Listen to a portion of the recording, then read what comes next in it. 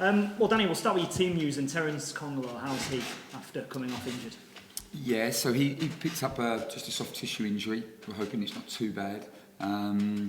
He hasn't been able to train early part of this week, but we're hoping that he'll be back on the grass tomorrow. So he'll just be monitored then, will he, tomorrow and then Saturday morning, I guess? That's right, yeah. No, we'll just see how it unfolds and then try to make a call from there. What about Alex Pritchard as well? What's his progress like?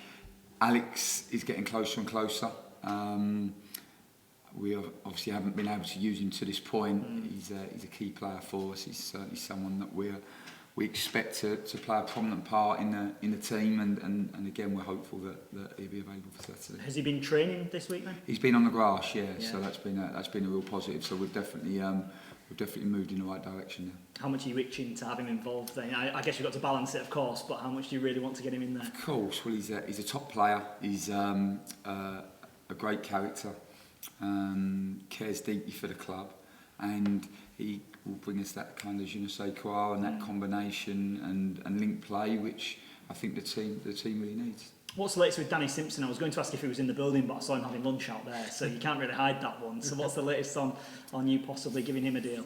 Well, he's been in the building now for about 10 days. We're really keen to be able to get something done. I know the chairman is working exceptionally hard to try to make it happen, and fingers crossed that we can get it over the line. And Danny wants it to get over the line as well, does he? Danny's a great kid. He's got a really good attitude application, already had an influence on people, young players and some of the senior ones, and he is an experienced player, a very good 1v1 defender, positionally excellent, defends the back post well, and brings a wealth of experience which we can use to help organise what is a really young group for us. So he ticks all of the boxes, both as a player and a person. And like I said, we'd love to make it happen. I know he's very keen for it to happen, and normally when there's a will, there's a way. And if it does get over the line, is he in a position where he could drop straight in for you in terms of his fitness and in what you would expect from him? Well, I think he played around 10 to 12 games last year at Leicester in the Premier League. Not so many in the back end of the season, but they played him. He played the Chelsea game, last game of the season, will come off the bench in that game, and that pretty much says what the club and Brendan Rodgers thought of him. He'd actually trained at West Brom prior to coming into us, so he's had about nearly 4 weeks now on the grass. So he's close to match fitness. Obviously, he's just short of game time, and that's something that we will hopefully, if we can make it happen, be able to provide for him. Are you looking at any other free agents? Are there many out there at the moment? Well, I think there's a lot of free agents, but they've got to be the right ones. And I think, again, if you go back to where we are as a football club, the short-term goal is to retain our status in this division. So all of the decisions that we make, all of the actions that we make, have to be around that short-term goal. What we don't want to do is make decisions that might affect our medium and long-term goals. So we have to be intelligent with the business that we do.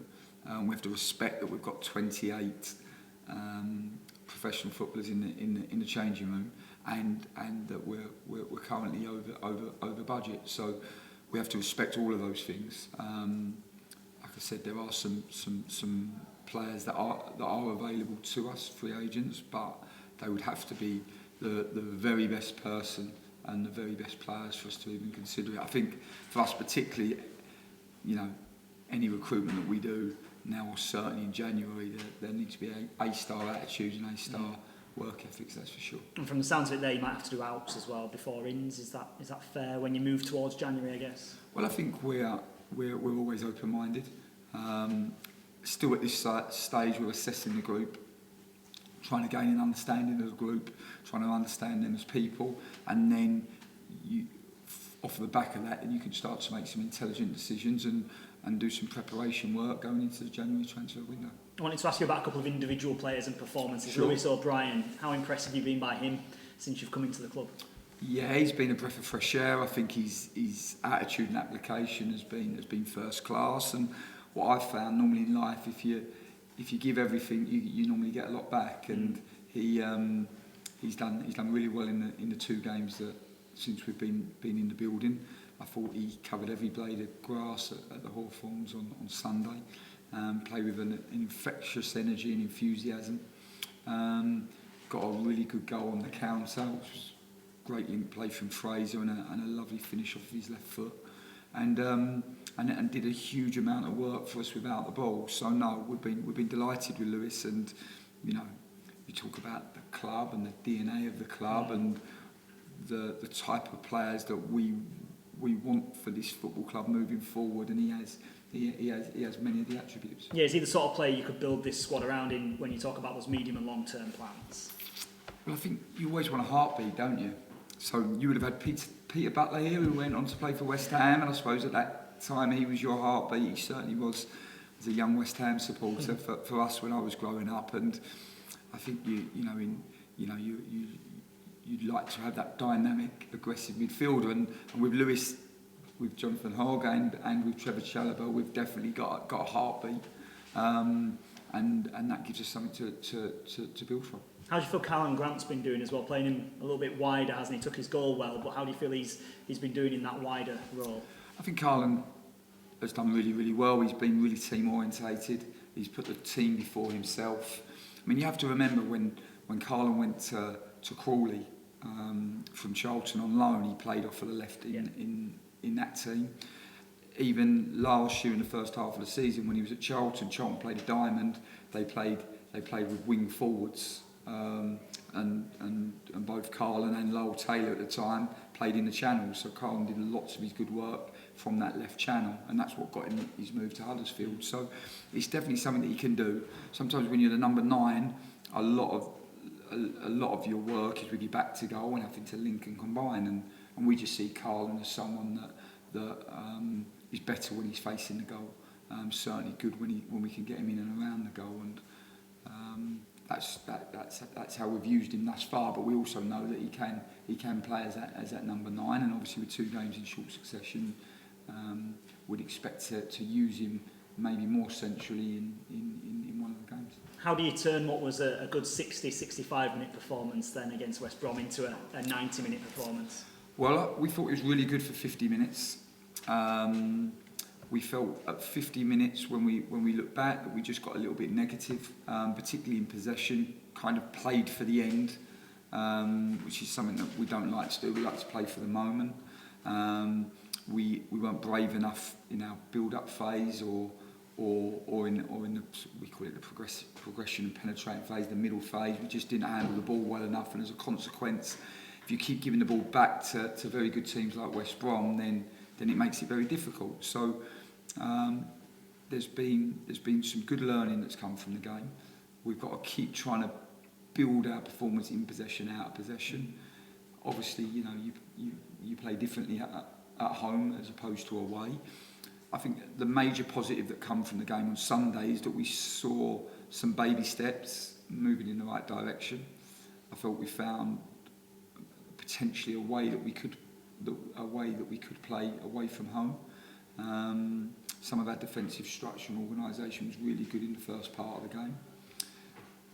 The goals that we conceded are quite easily avoided with some good work and some continued work, and certainly we looked a real threat on the counter attack in that game when we had moments to counter. So there were some positives from that game, but certainly this week the main focus is about trying to find a way of playing at home, trying to find a way to connect with the supporters, and as we know that if we want to be successful on Saturday against a very determined Millwall team, it's never an 11-man job. It's going to need everybody in the stadium fighting for the cause, and we have to have a connection and create a connection to create that fight.